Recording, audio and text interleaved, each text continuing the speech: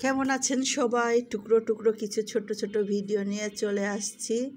তো বাসায় গেস্ট আসছে, আমার ফ্রেন্ডের মা আসছে, আমার ক্লাসমেট ফ্রেন্ড, আর তার মেয়ে আসছে, দাদি আর নাতনি আসছে।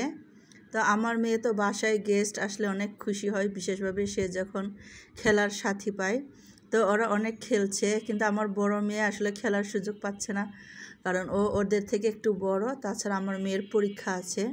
আমার দুই মেয়েই কিন্তু অসুস্থ, তারপরেও খেলাধুলা ছাড়ে না, অনেক জ্বর আসছে। আর এইখানে এরা দুইজন যে এত বেশি জমায়া আড্ডা দিছে, আর কি বলবো, ওদের মানে কথাই শেষ হয় না। দুইজন মিলে রাজ্যের যত কথা। তো ওদেরকে বিদায় দিয়ে আমরা একটু বাইরে বের হয়েছিলাম শার্ট সেলাই করার জন্য। তারপর ওই যে তার ভাইয়ের ছেলের বিয়ে হবে, সেই জন্য কিছু কেনাকাটা, মানে পোশাক আশাক কেনাকাটা। তো একটা পাঞ্জাবি, এটা হলো সে গিফট পেয়েছে। তো দেখেন ঢাকা শহর অনেক পানিতে মানে একদম থই থই করছে চারিদিক। পুরান ঢাকায় গিয়েছিল, সেই সময় যে পানিটা ছিল সেইটাই সে ভিডিও করে নিয়ে আসছিল আমার হাজব্যান্ড। তো সেটা এখানে দেখাচ্ছি।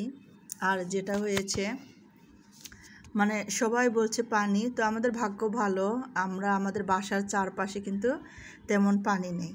তারপর এই যে এটা হলো সেই ভিডিওটা। আমার মেয়ে হলো স্কুলে গিয়ে অসুস্থ হয়েছে, তো বাংলা আর অঙ্ক ক্লাস করার পরে সে আর ক্লাসে বসে থাকতে পারেনি।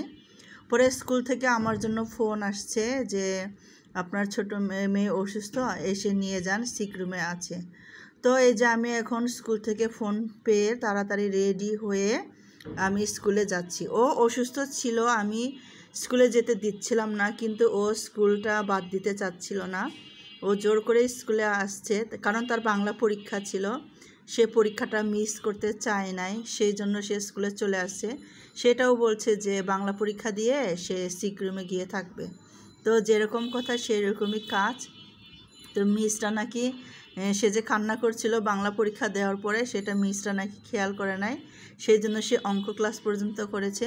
অঙ্ক ক্লাসের পরে দেখেছে মিসরা যে সে কান্না করছে, পরে কেন কান্না করছে জিজ্ঞেস করলে বলছে যে জ্বর, পরে ওকে সিক রুমে পাঠিয়েছে। তো এই যে আসলাম, এখন সে সিক রুম থেকে বের হচ্ছে, এই যে সে সিক রুম থেকে আসছে। তার আসলেই অনেক জ্বর, 103 ছিল তার জ্বর। পরে ওকে নিয়ে বাসায় চলে আসছি। সেই দিন আর দুইটা ক্লাস করার পরে বাকি ক্লাসগুলো করতে পারিনি। তো যেহেতু এখন স্কুল ছুটির সময় হয় নাই, তাই পুরো স্কুল ফাঁকা। অল্প কিছু ছেলে মেয়ে ছিল, এরা মনে হয় ডে শিফটের স্টুডেন্টরা। তো ওকে নিয়ে আমরা এখন এই যে বাসার দিকে যাচ্ছি।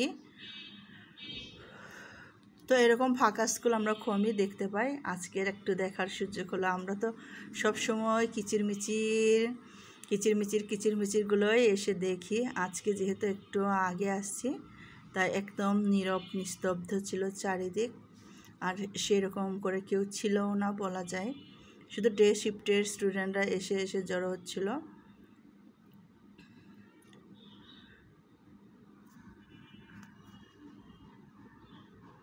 মানে এত ভিডিও কখন করেছি।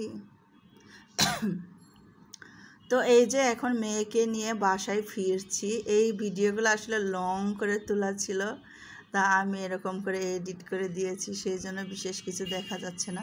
মেয়েটার অনেক জ্বর, কিন্তু আমার মেয়েটার অনেক প্রাণশক্তি, মানে জ্বর হলেও সে কিন্তু অনেক অ্যাক্টিভ থাকে, এতটাও বিমর্ষ থাকে না।